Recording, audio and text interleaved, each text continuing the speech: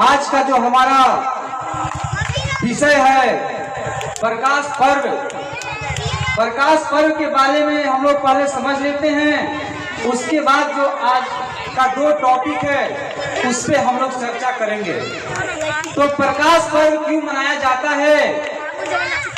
प्रकाश पर्व को मनाने के पीछे कारण क्या है, यही जानने के लिए हम लोग उपस्थित हुए हैं। यही जानने के लिए हम लोग इस कार्यक्रम में आए हुए हैं और सबसे अलग अलग मान्यताओं के अनुसार अलग अलग कहानियां हमको मिलती है।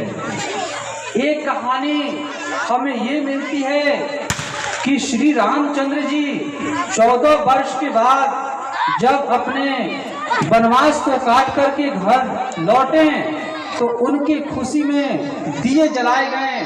तो इसलिए ये प्रकाश पर्व, जिसको दिवाली दीपदान उत्सव कहा जाता है, मनाया जाता है, ऐसा एक बात आती है। तो फिर जब मैंने धर्म ग्रंथ का अध्ययन किया तो उसमें पता चला कि श्री रामचंद्र जी का आगमन चैत महीना में हुआ था। तो भाई जब चैत महीना में हुआ था तो कार्तिक में फिर उनका आगमन कैसे होगा? अच्छा, दूसरी चीज ये है कि जब हम लोग दिवाली मनाते हैं, दीपावली में दीप जलाते हैं, तो श्री रामचंद्र जी का तो पूजा नहीं किया जाता है। तो इससे यह स्पष्ट हो जाता है कि दीपावली से श्री रामचंद्र जी का आगमन वाला प्रसंग जो है वो सटीक नहीं बैठता। तो चलिए अब दूसरी प्रसंग की बात करते हैं।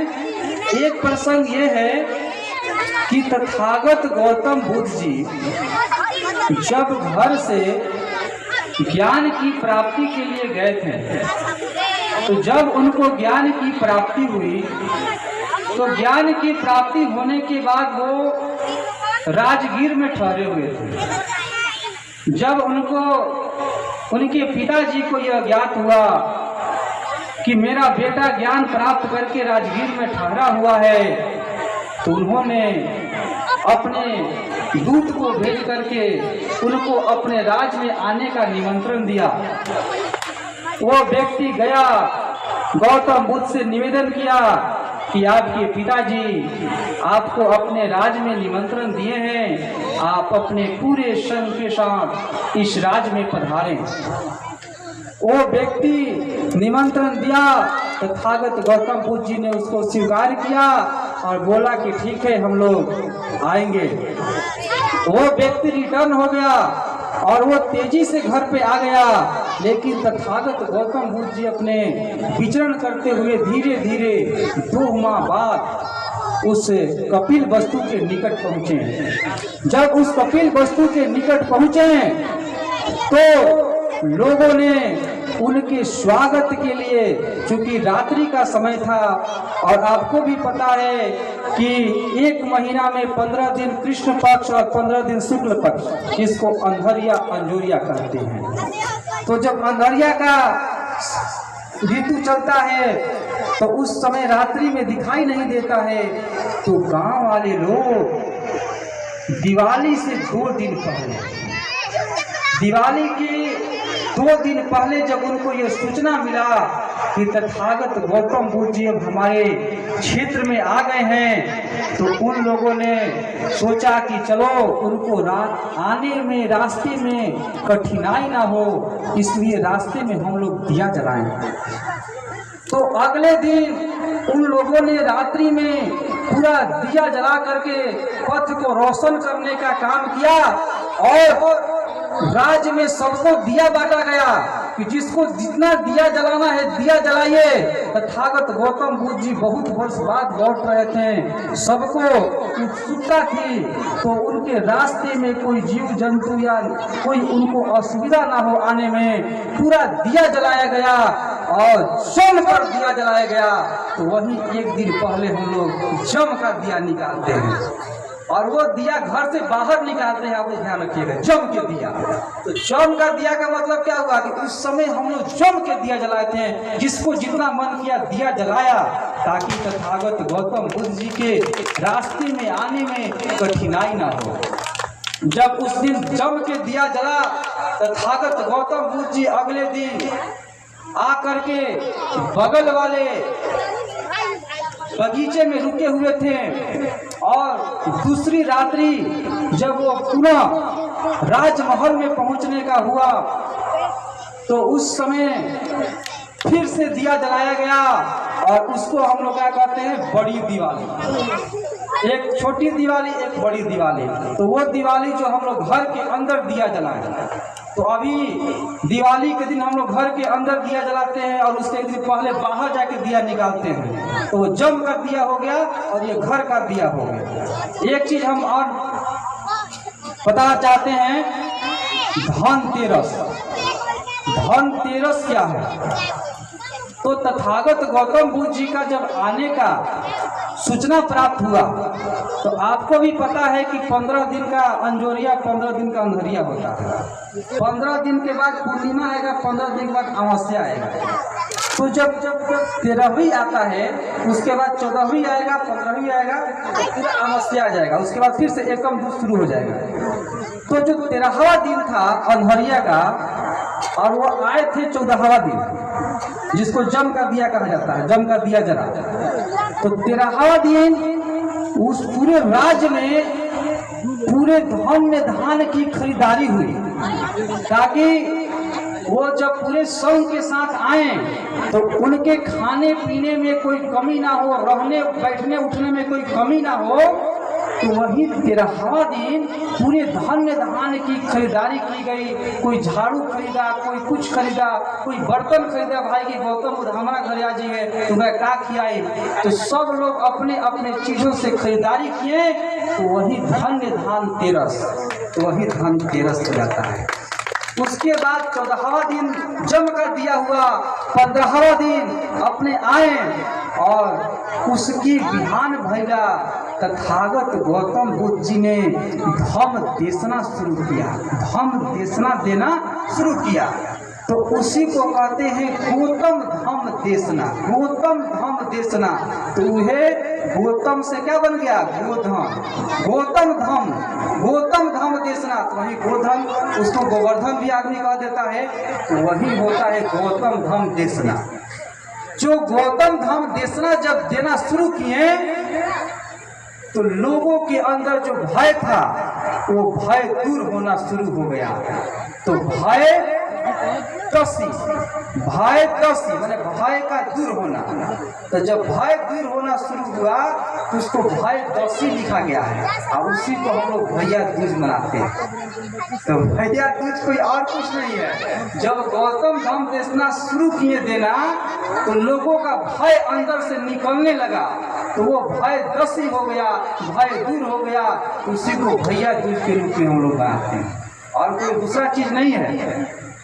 उसके बाद तथागत गौतम बुद्ध जी 6 दिन तक, 7 दिन तक अपना धम देशना देते थे और उसमें विपासना करवाते थे। तो उस विपासना का नियम ये होता था कि केवल एक टाइम ही खाना है।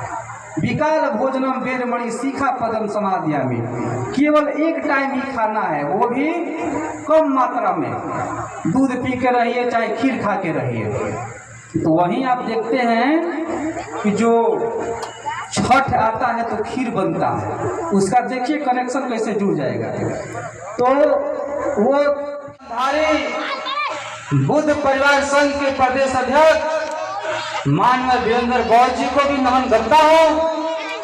साथ में उनके सहयोग कर रहे हमारे एक और गार्जियन राकेश गौर जी को भी मैं नमन करता हूँ। साथ ही साथ आज के इस कार्यक्रम में जितने भी साथीगण, गार्जियन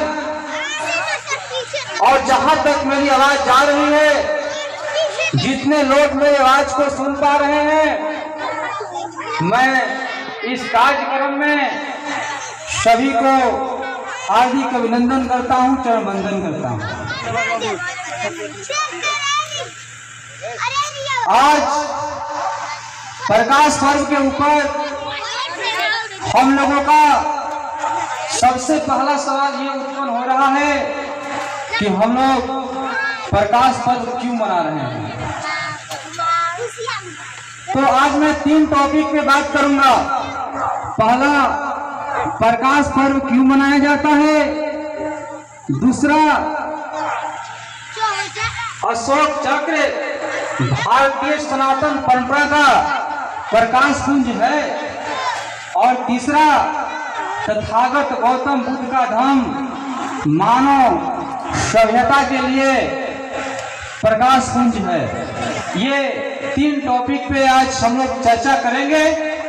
मैं अपनी बातों को विस्तार से रखूं उसके पहले विश्व को शांति का संदेश देने वाले, एशिया के किरणपुंज कहे जाने वाले महामानव तथागत गौतम बुद्ध जी को मैं नमन करता हूं। भारत में 84,000 अशोक स्तंभ लगाने वाले, पशु चिकित्सालय की स्थापना करने वाले महान सम्राट अशोक जी को मैं नमन करता हूं। ऐसा चाहूं राज्य में जहां सवन को मिले अन्न, ऊंच नीच का। अभी हमारे बीच राणा जी का आगमन हुआ है, इनका हार्दिक अभिनंदन करते हैं। तो ऐसा चाहूं राज्य में जहां सवन को मिले अन्न, ऊंच नीच का भेद नहीं, रैदास रहे प्रसन्न। जाति जाति में जाते हैं जो केले का पात, रैदास मानुष ना जुड़ सके जब तक जाति ना जात। जात पात के फेर में पड़ रहे सब लोग, मनुष्यता को खा रहा है रैदास जात का रोग। जैसे जाति मुक्त भारत का संदेश देने वाले संत रैदास जी को नमन करते हुए, जाति न पूछो साधु की, पूछ लीजिए ज्ञान, मोल करो तलवार की, पड़ी रहने दो म्यान। जैसे समानता का भाव देने वाले संत कबीर साहब को नमन करते हुए, शिक्षा बिना नीति गई, नीति बिना गति गई, गति बिना बीत गया, बीत बिना शूद्र गए के नारों से शिक्षा की अलग जगाने वाले, भारत में सर्वप्रथम महिला महाविद्यालय की स्थापना करने वाले, भारत में सर्वप्रथम सत्य शोधक समाज की स्थापना करने वाले महामानव ज्योतिराव फुले और उनकी पत्नी माता सावित्रीबाई फुले को नमन करते हुए, बहरों को कान देने वाले, गूंगों को जबान देने वाले, लंगड़ों को टांग देने वाले, गांधी जी को जीवन दान देने वाले, भारत को संविधान देने वाले, विश्व रत्न बोधिसत्व, symbol of knowledge, Columbia university topper, 50 से अधिक पुस्तकों के लेखक, 32 डिग्री धारी, 9 भाषा के ज्ञाता, चौबादार तालाब आंदोलन के द्वारा पानी पीने का अधिकार देने वाले, आरक्षण का अधिकार देने वाले, वोट के अधिकार देने वाले, हिंदू कोड बिल के द्वारा महिलाओं को अधिकार देने वाले महामानव बाबा साहब डॉक्टर अम्बेडकर को नमन करते हुए, हमारे समाज में जितने भी भारतवर्ष में वीर सपूत जन्म लिए, महापुरुष जन्म लिए, मैं सभी को नमन करते हुए एक बार फिर से आप सभी को अभिषेक बौद्ध संस्थापक बुद्ध परिवार बिहार, आप सभी को मैं नमन करता हूं, हार्दिक अभिनंदन करता हूं। साथियों,